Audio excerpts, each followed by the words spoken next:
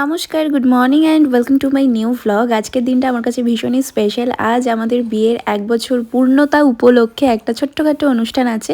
তো সকাল থেকেই কিন্তু সেটারই প্রিপারেশন অলরেডি স্টার্ট হয়ে গেছে। আমাদের অনেক সকাল সকাল ঘুম ভেঙে গেছে সবারই।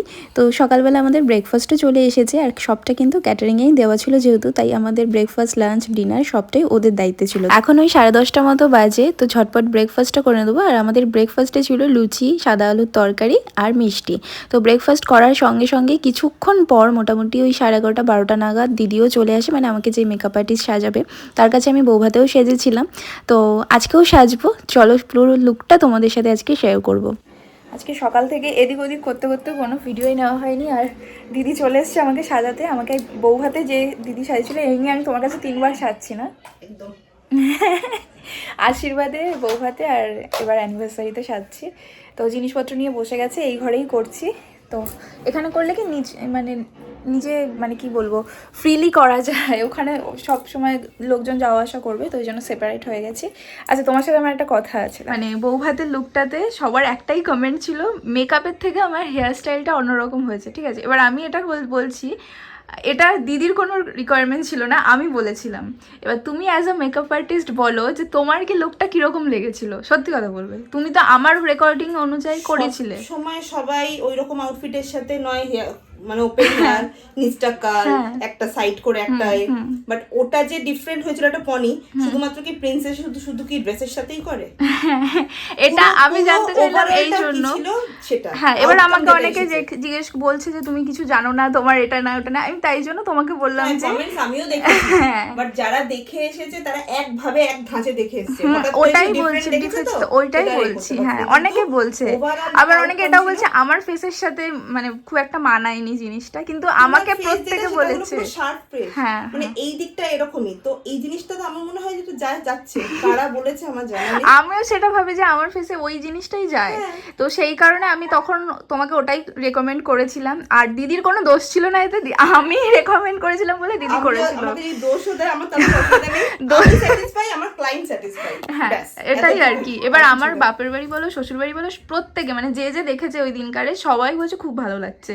কিন্তু শুধুমাত্র আমি এই সোশ্যাল মিডিয়াতেই মানে এই কমেন্টগুলো পাচ্ছিলাম, এই ইয়েগুলো পেয়েছি, তাই সেই কারণেই আমি জিজ্ঞেস করলাম। হ্যাঁ, আমি তো খুব খুশি হয়েছি, এবার আমার বড় খুব খুশি। ঠিক আছে, চলো আজকে শুরু করা যাক। এই যে জিনিসপত্র নিয়ে রেডি। তো আজকেও সেরকমই, আমার তোমার উপর পুরোপুরি ভরসা আছে, তুমি করে দাও যেভাবে ইচ্ছা। তো চলো, আমার তো মেকআপ স্টার্ট হয়ে গেছে, এখন বেস মেকআপটা হচ্ছে। তো এই তো আমার যে দিদির কাছে আমি এখন সাজুগুজু করছি, তো সবটা শুনেই নিলে আমি বৌভাতে প্রচুর কন্ট্রোভার্সি পেয়েছি। ইভেন সেই সময়টা না এমনই ছিল, আসলে সত্যি কথা বলতে বিয়ে নিয়ে না সবারই কিছু না কিছু প্ল্যানিং থাকে, কিছু স্বপ্ন থাকে যে আমি বিয়েতে এরকমভাবে সাজবো, বৌভাতে এরকমভাবে সাজবো। তো সবাই সবার পছন্দ অনুযায়ী সাজুগুজু করার চেষ্টা করে, কারণ সেই দিনগুলো লাইফে আর কখনো কোনো দিনও ফিরে আসে না। যতই তুমি 1000টা অ্যানিভার্সারি করে নাও না কেন, সেই দিনটা একবারই আসে, তোমার কাছে ওই একটাই সুযোগ। তো যাই হোক, তখন যখন তোমাদের কাছ থেকে বা কিছু মানুষের কাছ থেকে যখন ওই রকম একটা কমেন্ট পায় না, তো তখন তাদের মনটা খুব খারাপ হয়ে যায় যে সত্যিই কি আমাকে এরকম লাগছিল, আমি কি আরও বেটার করতে পারতাম বা কিছু, সেই জন্যই আমি বললাম। বাট আমার মন থেকে সত্যি কথা বলতে আমি খুব স্যাটিসফাইড ছিলাম। আর যখন নিজের সাজুগুজুটা খুব ঠিকঠাক থাকে বা নিজেকে দেখতে ভালো লাগে, তখন কনফিডেন্স লেভেলটা কিন্তু আরও বেশি হয়ে যায়। তখন মনে হয় যে আমি যত ফটো তুলি না কেন, সবার সাথে মানে কথা বলি না কেন, তখন মন থেকে একটা আলাদাই শান্তি আসে। এটা তো আমার ক্ষেত্রে হয়, আমি জানি না আমার সাথে আর কারা কারা তোমরা রিলেট করতে পারবে, বাট আমি কিন্তু এটাতে প্রচণ্ডভাবে মানে বিশ্বাসী যে হ্যাঁ, নিজের সাজগুজু ঠিকঠাক থাকলে ব্যাস বাকি সব ঠিক আছে। তো চলো, কথা বলতে বলতে প্রায় অনেকটা বেস মেকআপ কমপ্লিট হয়ে গেছে। দেখো, আমি মেকআপ আর্টিস্ট নই, যাই আমি প্রোডাক্টের ব্যাপারে সেরকম খুব একটা নলেজও নেই। ইভেন হ্যাঁ, আমি তোমাদের সাথে অনেকগুলো গেট রেডির ভিডিও তো শেয়ার করি, সেগুলো তোমাদের পছন্দ হয়।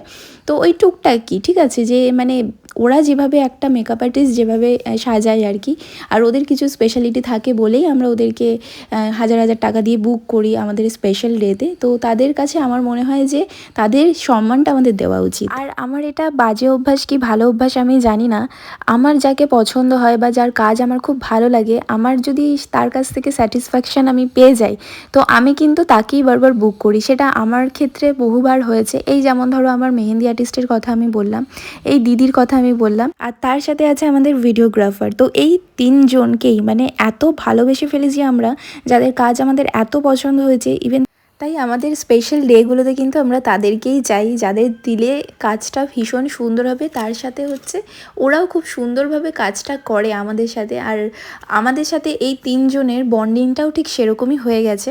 আর ওরাও যখন আমাদের থেকে বুকিং পায় না, তো ওরাও খুব মানে কি বলবো, ভালোবেসে আমাদের সাথে কাজটা করে। তাই আমাদের এই জিনিসটাও খুব ভালো লাগে। আর তার সাথে সাথে কিন্তু ওদের কনফিডেন্স লেভেলটাও বেড়ে যায়। ওরা হয়তো যে কাজটা আমাদের সাথে 1 বছর আগে করছে, তো তার মধ্যে ওরা অনেক কাজ করে ফেলে। ইভেন তারপর যখন আমাদের কাজটা আবার করছে, তখন হয়তো ওদের ইমপ্রুভনেসটা বুঝতে পারে যে কোন জায়গাটা ইমপ্রুভ করতে হবে, কোন জায়গাটা হয়তো আর একটু বেশি বেটার করলে ভালো হয়। তো হয়তো এমনও কিছু হয়েছে যে আমাদের বিয়ের সময় যে কাজটা হয়তো একটু খুঁত থেকে গেছে, ওটা হয়তো আমাদের অ্যানিভার্সারিতে ঠিকঠাক হয়ে যাবে। এই যে আমার মেহেন্দি আর্টিস্টের কথাই আমি বললাম, আমি যখন সোনার বিয়ের সময় ওকে দেখেছিলাম, তখন যখন ওর কাজটা যেরকম ছিল, আমার বিয়েতে এসে ওর হাত একদম খুলে গেছে। তো এটাই আর কি, এগুলো হাতের কাজ, এটা যার যার একটা কি বলবো আর্ট বলা যায়। তো কোনোটাই তো আর মেশিন না যে মেশিনের সাহায্যে সবটা হয়ে যাচ্ছে। এই মেকআপের একটা কাজ আলাদা, মেহেন্দির একটা কাজ আলাদা, ভিডিওগ্রাফারের কাজ আলাদা। তো সব জায়গা থেকে আমাদের উচিত তাদেরকে সেই সমান সম্মানটা দেওয়া। আচ্ছা চলো, অনেক কথা বলে ফেলেছি। তো তার সাথে সাথে এবার আবার মেকআপের দিকে ফিরে আসা যাক। তো আমার তো মোটামুটি মেকআপটা কমপ্লিট হয়ে গেছে তোমাদের সাথে গল্প করতে করতে। আর আমি একদমই চেয়েছিলাম একটা সাটেল লুক, যেটা একদম পুরো লক্ষ্মী ঠাকুর দেখতে লাগবে। আমি পুরো দিদিকে এটাই বলেছিলাম যে আমাকে যেন একদম লক্ষ্মী ঠাকুরের মতো দেখতে লাগে, সেরকমভাবে আমাকে সাজাও। মেকআপ আমার অলরেডি ডান, শুধু এবার টাচ আপটা বাকি আছে, মানে ওই যেমন ধরো ব্লাশার, হাইলাইটার এগুলো। তো দিদি বললে এগুলো লাস্টে করব। তো সেই অনুযায়ী আমার হেয়ারটাকে এখন স্টার্ট হয়েছে। মেকআপ তো অলরেডি হয়ে গেছে, এখন মানে বেসটা করা আছে বলে হয়তো পুরোপুরি বসেনি, তাই একটুখানি সাদা সাদা লাগতে পারে। বাট হেয়ার নিয়ে প্রচণ্ডই চাপে আছি, কি করব কি না করব। একটা করা হয়েছিল, কিন্তু ওটা আমি অনেকবার করেছি। ইভেন আমার নিজের স্পেশাল ডেতেও করি, আবার ঘরে কোনো অকেশন পারপাস কোনো বিয়েবাড়িতেও করি। তো সেই কারণে দিদি বলছে আমি আরেকটা ট্রাই করছি, যেটা পারো স্টাইলের হয়। ওটা আমি কোনোদিন এখনও করিনি। তখন বলছি তুমি ওটা করে দেখো কেমন লাগে। আমি ঠিক আছে করি, দেখি। তো ওটা যে চেনটা না, ওটা করলে, ওটা থাকলে আরও বেশি ভালো হতো। আমি ওটা যদি থাকতো, বাট ওটা নেই। আমরা ট্রাইও করছিলাম যে ব্লিঙ্কিট বা কিছুতে যদি ওটা খুঁজে পাওয়া যায়। তুমি তো রাতে। তো কিছুটা হেয়ার কমপ্লিট করার পর আমরা চলে এসেছি এখন লাঞ্চ করতে। তো লাঞ্চেও আমাদের মেনুতে ছিল ভাত, ঝুড়ো আলু ভাজা, ভেজ ডাল, তার সাথে একটা চচ্চড়ি ছিল, আর কাতলা মাছের কালিয়া ছিল। তো চলো ঝটপট করে লাঞ্চটা সেরে নিই। আমরা দুজনেই লাঞ্চ কমপ্লিট করে এসে আবারও বসে পড়েছি হেয়ার স্টাইলিং করতে। আচ্ছা, আজকের ভিডিওগুলো কিন্তু একটু লম্বাভাবে আছে, কোনোটা আড়েভাবে আছে, একটু অ্যাডজাস্ট করে নিও। তো চলো, মোটামুটি আমার হেয়ার স্টাইলও কমপ্লিট হয়ে এসেছে। আর লুকটা যত কমপ্লিট হচ্ছে না, আমার তো নিজের সাজটা সত্যি বিশ্বাস করে আমার খুব ভালো লাগছে। তো শাড়ি ড্রপিংও কমপ্লিট। এবার মেন পার্ট, সেটা হচ্ছে সিঁদুর। আমি দিদিকে বলেছিলাম একটু ঘাটাভাবে সিঁদুরটা পরাতে, মানে নতুন বউরা যেরকমভাবে পরে। আর আমার এই স্টাইলে সিঁদুরটা পরতে খুব ভালো লাগে, সেই জন্য দেখবে আমার কোনো অকেশন পারপাসে কিন্তু এরমভাবে ভরাটভাবে সিঁদুর পরতে খুব পছন্দ করি। তো দিদি আমাকে দেখাচ্ছিল যে দেখো ঠিকঠাক আছে কিনা। আমি বললাম হ্যাঁ ঠিক আছে, তবে একদিকে একটু মানে কি বলবো ব্যাকাতারা হয়ে যাচ্ছিলো, সেটাকে একটু ফিনিশিং দিয়ে জাস্ট ঠিকঠাক করে দিয়েছে এই আর কি। আমার আশীর্বাদের এই হারটাই আমি আবারও পরছি, আর এই একটাই শুধু পরবো আজকে, আর কিছু পরছি না, তাহলে প্রচণ্ড জাবরা হয়ে যাবে সাজটা। তো একদম সিম্পল অ্যান্ড সোভার রাখার চেষ্টা করছি। আর তোমরা অনেকেই এই হারটার ডিটেলস দেখতে চাও, বা আমাকে অনেকে কমেন্ট করো যে দিদি এই হারটা একবার দেখো। সবসময় তো দেখানো সম্ভব হয়ে ওঠে না। তো যখন পরছি এখন, তো সেইভাবে এখন ক্লোজভাবে দেখিয়ে দিচ্ছি, দেখে নিও। হারটা পরতে গিয়ে দেখি যে টার্সেলের হুকটাই খুলে গিয়েছে, তো সেই জন্য আরেকটা টার্সেল লাগিয়ে নিয়েছিলাম। আর তখনই ভিডিওগ্রাফার ভাইরা চলে আসে। তো তারা বললো যে আমার হারটার একটা ভিডিও করবে, তো সেই জন্য ওদের কাছে ওটা দিলাম। তো ওরা ভিডিও করতে থাকুক, আর ততক্ষণে মেকআপ আর্টিস্ট দিদি বললো তাহলে তোমার ফুলটা লাগিয়ে দিই চলো ততক্ষণে, তাহলে টাইমটা অ্যাডজাস্ট হয়ে যাবে। তো সেই কারণে আমি এখন মানে ফুলটাও লাগিয়ে নিলে আমার লুকটা একদম কমপ্লিট হয়ে থাকবে। আর হার পরতে তো খুব একটা টাইম লাগবে না, জাস্ট হার আর কানের দুলটা পরলেই আমার লুক একদম কমপ্লিট। তো এই ছিল আমার প্রথম বছর বিবাহবার্ষিকী স্পেশাল সাজুগুজু। আমার বরের ইচ্ছাতেই বিয়ের শাড়িটা আবারও আজকে পরলাম। ওর ইচ্ছা ছিল যেন এই দিনটাতে আমি আমার বিয়ের শাড়িটা পরি, আর ও বিয়ের পাঞ্জাবিটা পরবে। তো সেই অনুযায়ী আমরা একদম রেডি হয়ে গিয়েছি। ফুল ব্লগ তো খুব শিগগিরই আসছে, আর জাস্ট কয়েক ঘন্টার অপেক্ষা। চলো বাই।